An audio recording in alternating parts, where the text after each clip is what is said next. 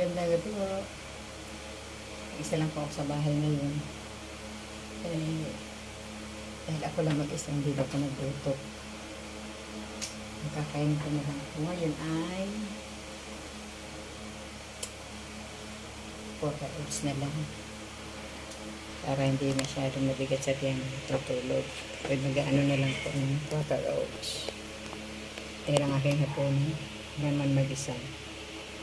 Pero dahil ganyan naman tubig. Tubig lang sa baby. Ay, wala pa lang. Kailangan pala ito lang po ang aking kakainin ngayong gabi. Ito lang kakainin ko ngayong gabi.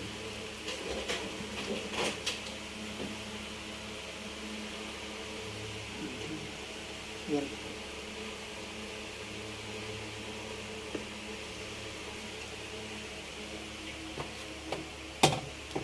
Yung gabi po hindi na kinakain ng kanin.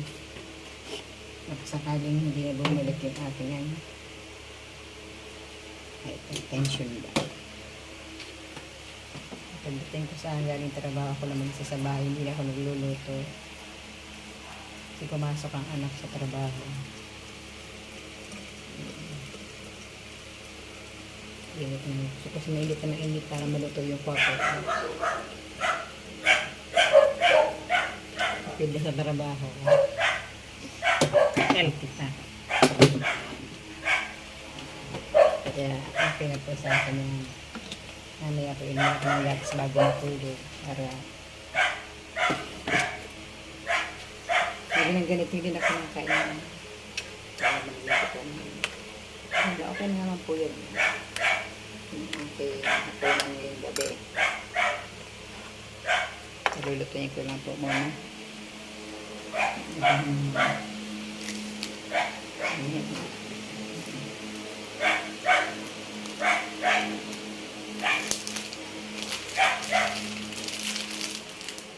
Nag-aantay na luto.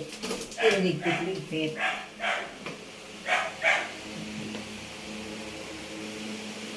Dahil ang aking electric fan.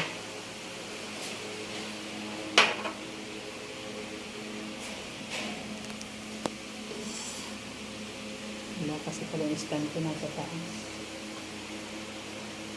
Ito wala yung lalit ng ganyan. Ito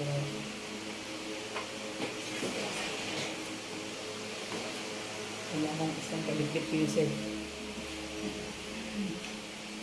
Maghuhugas pa pagkain, sabay-sabay.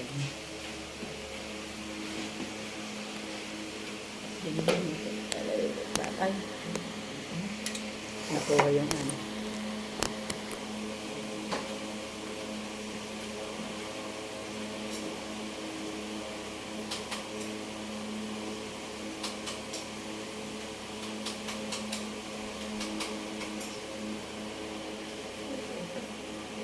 Baby, talaga. Kailan ko talaga baby ko. Lagi nga nakaano sa baby. Ito, medyo hindi maayos ang bahay. So, ang linis. Karating ko lang kasi.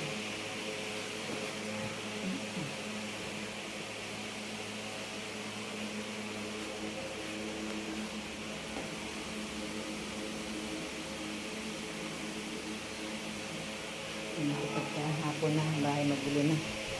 So, magulo kasi ako nakapaglinis. Bago ko malis, naglado ko ng bahay. Dahil sa hapon, magulo na ulit. Saka ililinis ang kinabukasan ulit. Ganun lang talaga yung schedule sa bahay na. Kailangan magtrabaho.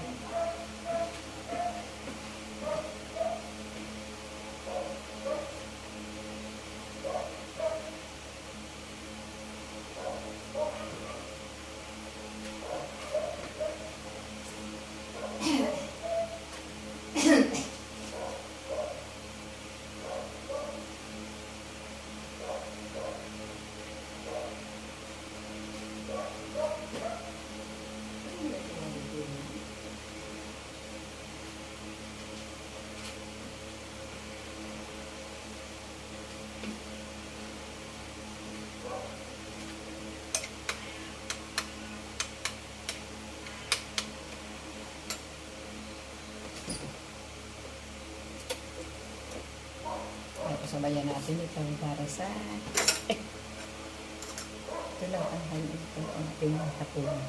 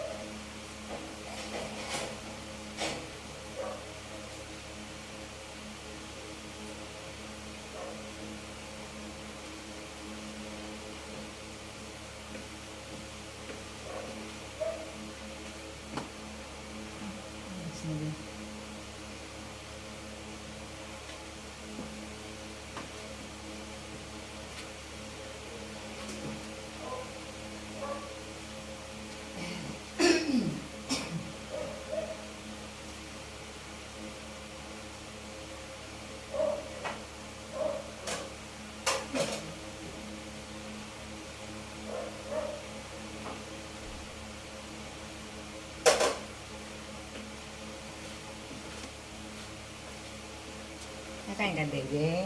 Gutom na naman ang choy-choy. Lagi ka nilang gutom, bebe.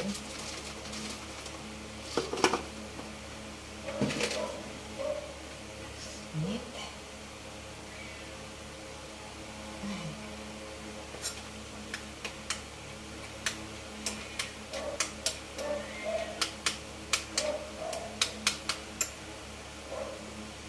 Ito ang ating hapunan. Quaker oats. Tsaka gatas.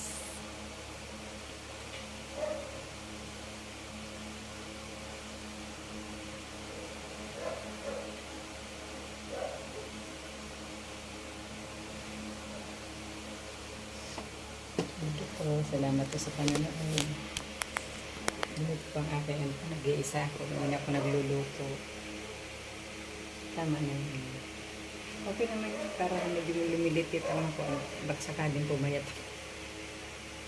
Sige po. Good night. Salamat po sa panonood. Thank you.